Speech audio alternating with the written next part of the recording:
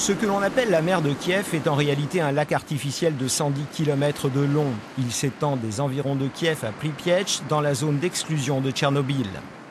À Kiev, certains craignent le déclenchement d'une sorte de tsunami radioactif pouvant atteindre la capitale si le barrage devait céder. Des composants radioactifs ont en effet été trouvés au fond de ce lac artificiel, particulièrement dans sa partie nord. Ce scientifique de haut niveau a conçu un robot flotteur pouvant détecter les rayonnements gamma en profondeur. Nous l'avons rencontré à 30 km de Tchernobyl.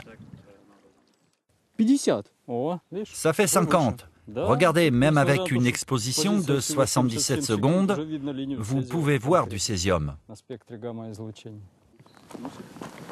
On trouve donc bien des sédiments radioactifs au fond de ce lac, à des niveaux bien supérieurs à la normale, comme on peut d'ailleurs l'observer en d'autres endroits de cet immense bassin.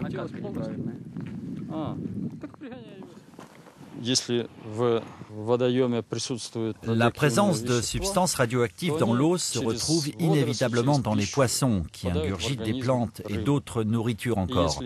Ainsi, celui qui mange ce poisson consomme des éléments radioactifs. Nous nous dirigeons maintenant vers une autre plage, un peu plus loin, pour y tester la qualité des sédiments. Outre les radionucléides, qui sont une survivance de la catastrophe de 1986, les scientifiques observent que la rivière amène de nouvelles pollutions en provenance des environs de Tchernobyl. Selon Igor, il est impossible d'établir quelle partie de la mer de Kiev et des eaux environnantes sont contaminées. Nous avons réalisé des mesures à cet endroit précis. Et oui, ici c'est propre, mais en d'autres endroits, nous trouvons une accumulation de radionucléides. Allons maintenant plus au sud, pratiquement aux alentours de Kiev, près du grand réservoir de Vyshgorod.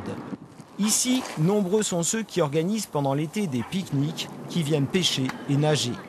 Je ne suis pas inquiet du tout, parce que je ne vais de toute façon pas manger ce poisson, juste le pêcher. Je sais parfaitement ce qu'a été Tchernobyl, mais nous sommes ici en aval.